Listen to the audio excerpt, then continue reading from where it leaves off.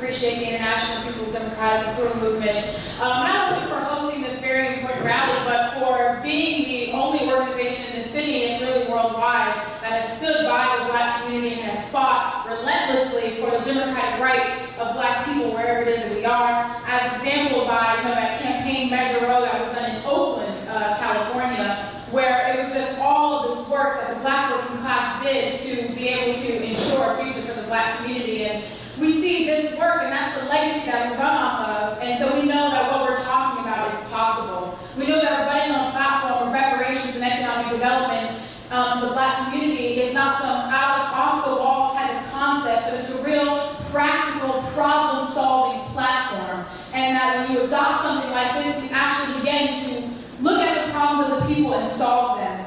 And as mentioned, we were endorsed by a man named Charles Barron, the New York State Assemblyman, that not only stopped gentrification in East New York, he reversed its effects. See, Black people came home. 13% of the Black population increased in East New York, despite the devouring of historic Black communities in New York. So we see that this vision of reparations and economics for the Black community is possible. Despite what the ruling class, despite what this government continues to tell us about how long progress takes, about the fact that what we're calling for can't happen overnight, that we have to first have discussions and all these kind of things before we can move forward with anything. Well, as we've been saying about this whole campaign, the time is now. We don't have any more room for discussion. We have to start making things happen. And if you are not confident in your ability to make it happen within the next year, the next 4 years, you need to move out of the way and make sure people are ready to get this out now. So, we're ready to get the job done. The people are ready to get the job done. And that's why all of you are here in this room. And that's what all the people on the streets are saying when we're knocking on doors, that they're ready to get the job done. That the people in this community have the answers to solve these problems. And that we know what it is. We know that, this platform based on reparations and economic development, this platform is really important because one, it is the only one in this entire race that even addresses the needs and aspirations of the Black community. It is the only one.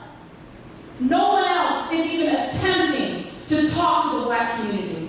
They want to pander to the Black community to be able to get your vote enough to, propel them up to do the damage to our community, but no one has a platform explicitly saying what it wants to do for the Black community.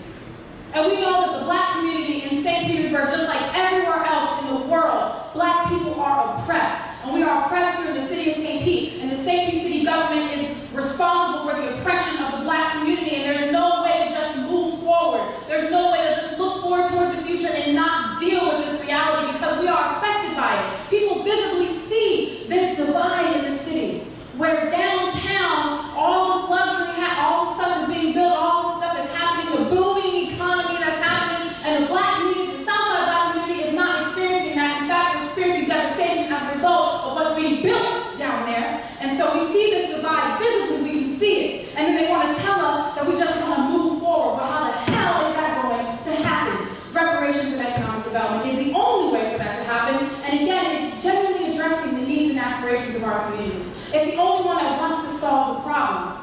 This is the only campaign that even wants people to vote. The only one's trying to alert people that there's an election happening and that they have an alternative to the status quo. They have an alternative against the same old thing that we've always been fed. This is a movement of the people. It is a platform for the people. And we feel it's really important that a campaign with integrity, that a campaign that really genuinely wants to solve the problems of people in the city, it has to talk about the oppression of the Black community. It can't pretend like it doesn't exist. And then we have to say what it takes to resolve this. And reparations is an admission from the city government that a wrong has been committed against the Black community. That's the first step. Yeah. The city of St. Pete has to acknowledge that a wrong has been committed against the Black community. That it hung John Evans in 1914, that it destroyed the gas plant district and pushed all those Black people out. That it's today pushing Black residents out of Jordan Park. That is the wrongs that are being committed against the Black community. That the city of St. Pete killed Tyrone Lewis on 16th Street South. They killed Marquel McCullough. They killed Devon Dawson. They have murdered Black people time and time again in the city of St. Pete. That is what this government has to acknowledge. There's wrongdoing that are being committed against the Black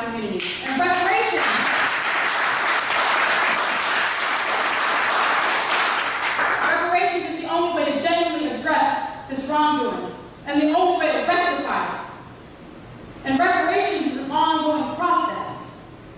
Because this divide that I'm talking about, it took a very long time to happen. And it took a lot of black people, a lot of stolen labor, and a lot of stolen resources, stuff that's still being stolen from us today in order to create the wealth that exists in the white community. The reason why there are luxury apartments being built in the white community today, the reason why St. Pete can benefit from a tourist economy today is based on everything they've stolen from black people. And that didn't happen in 2 years, 3 years, that happened over a process, a period of time. So nobody needs to ask me where reparations are going to come from, how long is reparations going to take. It takes as long as it needs to solve the problems in our community, the black community. It takes as long as it needs to rectify this relationship that we have in the city. Yes.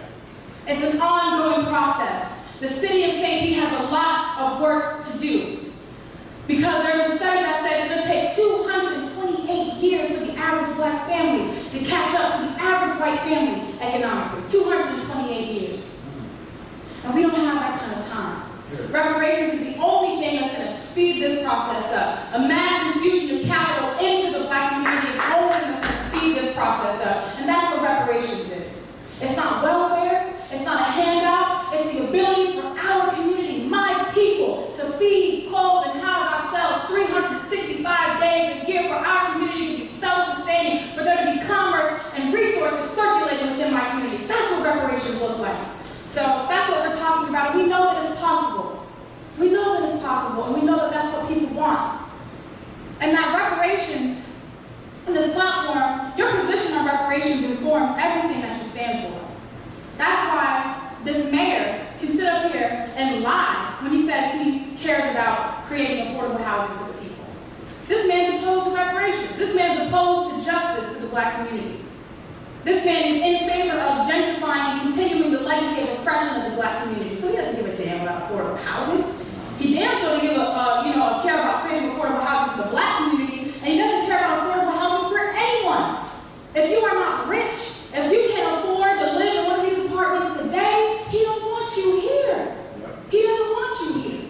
And that is evident in what it is that he's saying. In response to, because people ask the question, Krasny, why would you approve another luxury condo when everybody's demanding affordable housing? And he says because the South Side needs more luxury apartments.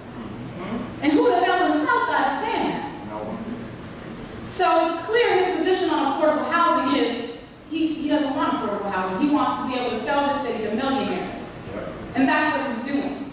And that's what the incumbent is doing of District 7. That's what my opponent is doing. Because my opponent is opposed to reparations. She ain't come out in favor of reparations. She sits and defends every single policy that Krasny has ever enacted against the black community. She sits there and defends him. She gets money from this man, Carl Nurse. He's putting money in her account because Carl Nurse is running for re-election in the form of my opponent, the incumbent in District 7. They are running to continue this process. So ain't none of them actually mean it when they're saying they want to solve this problem of affordable housing. Because if they did, they would come out in favor of reparations. They put a halt to all of the luxury condo and apartment building that's happening, because you can't have both, by the way. A luxury apartment drives up the rent of everybody else in the surrounding area. So you can't have both. So if they ever tell you, we're going to create affordable housing and luxury apartments, it doesn't work that way. Can't happen. It'll drive up the rent of everybody else. We want the immediate halt. So all of that luxury apartment building, that development that's happening downtown, and we want the beginnings to create genuine affordable housing. And as mentioned upon our platform, we're saying we want the dome back. We want to take that 85 acres of land, and we want to build economic institutions for the black community. We want to create genuine affordable housing, and an abundance of affordable housing relieves pressure on the entire housing market. So now everybody benefits from this vision that I'm talking about. We turn that dome back into a reparations land trust, and the black community is the one that decides what happens to it. No one else. The black community gets to make decisions about what we want to see on that 85 acres of land. In Jordan Park, we say hands off Jordan Park. We're saying that land that was given to us by a black man named L. Jordan for the black community to have dignified affordable housing can't be under the control of the city, a city that's gentrifying black people, that land has to be in control of the residents that live there. That's how we're going to stop gentrification. That's how we're going to create affordable housing. And again, we're not going to allow big developers to, we're going to make this place hostile to predatory big developers that want to come up here and gobble up St. Pete. We're making it hostile to them. They're not going to want to build here by the time we're done. Because anybody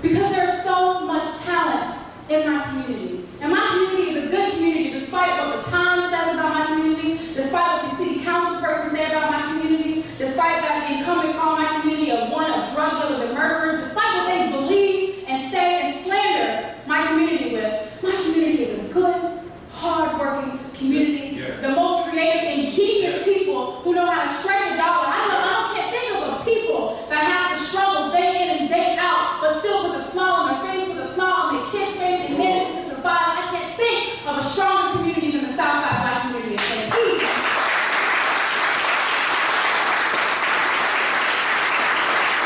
But imagine not having to struggle anymore, and for us to be able to have those cultural venues where our music and our art and our dance can shine, and our food, we can finally have our own restaurants. We ain't got to pepper and paprika and season up and adobo up everybody else's stuff. We can do it right in our own beauty, right? You know, this is the kind of stuff that we can have. And then people don't have to fly to the Caribbean and the Bahamas and all these various places out of town. They can come right to St. Pete and experience the various cultures that Black people have to give. But that can be under our control.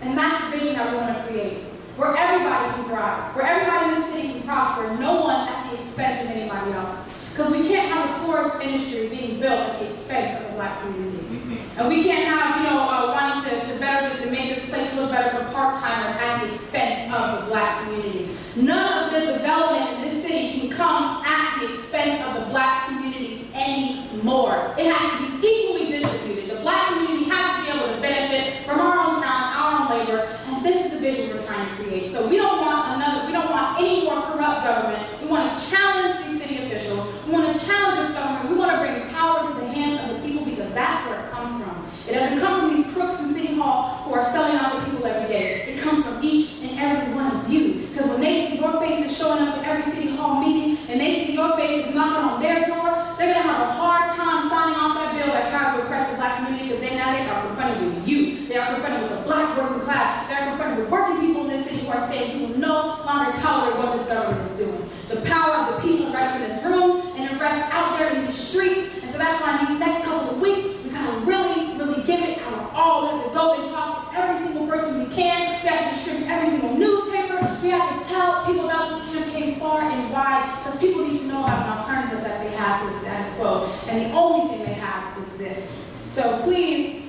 brothers and sisters, people of this city, please join us in these next couple of weeks and help ensure a victory for District 7 and District 5, where this city can be a reparations city. And I just really want to appreciate again the International People's Democratic Group movement, everyone in this room, our campaign volunteers up to this point. It has been a dynamic campaign. It is